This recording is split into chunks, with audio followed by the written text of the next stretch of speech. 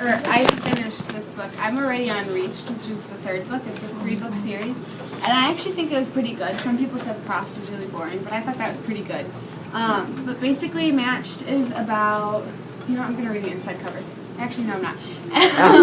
It's basically about this girl, and she lives in something called a society in the future. And the society has basically gotten rid of cancer and stuff like that and global warming, but they also make you die at 80, and you carry around 3 tablets all the time, and they don't really know what one tablet means, and she figures that out in this book. And basically, you're matched with someone at the age of 17, and then there's a whole bunch of things that happen, but according to the society. But then she falls in love with this kid called Kai, but she was matched with Xander, and so it's a fight between either going away from the society or never getting to see Kai again. So it's kind of in between there, so it's exciting. It's got a little bit of romance in it, yeah? Yeah. Not too bad. All right, thank you. Izzy, last one. Yay! This book is Lockdown, Escape from Furnace. It's the first in the series. Whoa, yeah. And as hard as I've tried, I can't seem to find, no matter where I go, the rest of the books in the series. Like, it's kind of boring. So, I really want to know what happens in the book.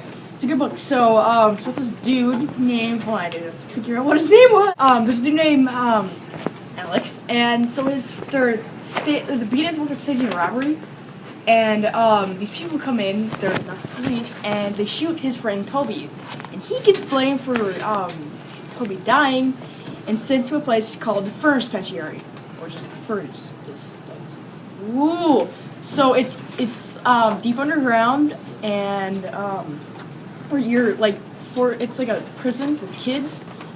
Well, teenagers, really, and you're forced to work, and, at times in the night, every week, these monsters will come out, and they'll choose someone, which they'll take away to another room, somewhere in the penitentiary, and it's unknown what they do to them, but it is, what's the word where it's Torture. No, not tortured. It's kind of assumed that they're experimenting on them and turning them into the monsters that take people away. So, what does that have anything to do with this? Presumption. Is this the start of a series? Yeah, it's the start of a series, because and then they're trying to escape, and the book ends with them no spoiler alerts. I'm done here. Thank you. Done. Called Shipbreaker, and it takes place in the future, and it's about this guy named Naylor, and his dad is really abusive to him, so he goes off to work as someone who goes underwater to scavenge the ships for their parts and everything that's useful in them, and then one day a hurricane washes up this really expensive cool ship, and then he goes in and he finds this girl who has tons and tons of jewelry and stuff, but in order to get the jewelry he has to cut off her fingers, and she's about to die, so he has to decide whether or not to take the jewelry and let her die, or help her survive and possibly get a better life. And I think this book is good for people who it's not really science fiction, but it's in the future. So, yeah. Yes? Wait, is the girl that he's saving, is she underwater? No, she's above water. She's she's... So the book I'm talking is Landry Park, and the main character's name is Madeline Landry, and it's set in the future, by the way. So, her father comes from a long line of Landrys, and they're all really rich, and they're a member of what's called the gentry, and that's all the rich people who are in North America.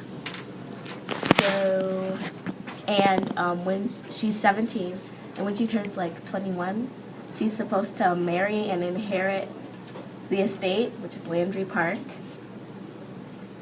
But she doesn't want to. She wants to continue going to school. And at a party, she meets a guy named David Dana, who... Claire, don't look at me like that! Okay, she meets a guy named David Dana, and it sort of seems like he likes her. And then he ends up marrying her childhood friend, Kara Westhoff. And then...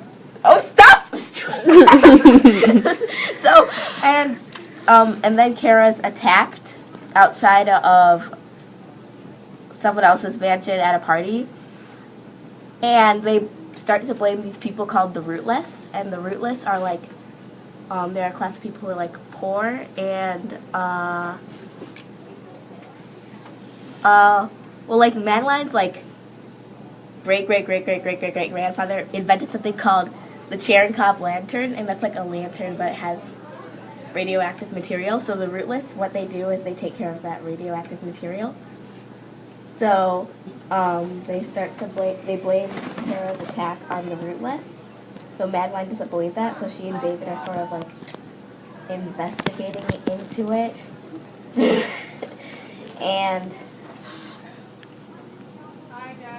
and they're trying to and they're trying to prove that the Rootless didn't do it, because they know the Rootless didn't do it.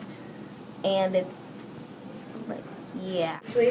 And it's basic. I thought it was really good. It was a little confusing in the end, but it took me like 10 minutes and I found out what happens. But it is like it's a lot of suspense. Like you don't know, what's gonna happen. So I think it's a good page turner. But it's basically about this girl. Her name Sloane, and Sloane is living in a time where all the teenagers, 1 in 3 teenagers, are committing suicide. And so what's happening is that now they've installed this thing called the program, and what happens is that the program, if you show any sign of Emotion? depression, they're going to take you into the program, and what they do is they erase all the bad memories, but then you come back without a lot of memories. So like in her case, her brother died, and they took away how he died, and she really misses that, and so she was really mad at the program. And so it's really good, and it's basically about her and her boyfriend getting through this, and it's really good. So I really recommend this book.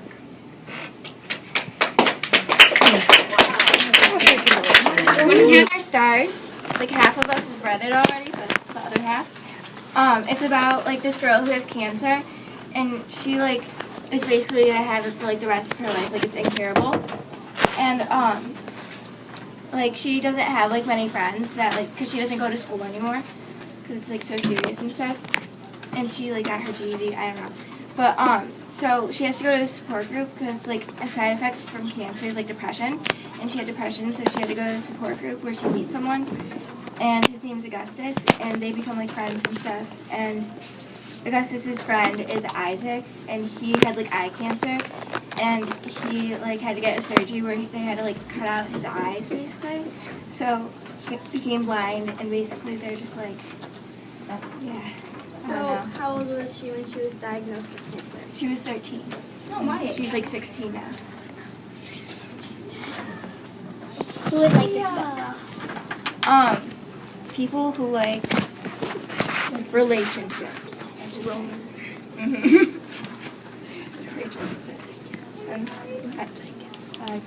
That's it. Really. Wait, I have another question. Okay, Julia. You can deny answering if you want. So, how old, like, was Augustus the same age as her?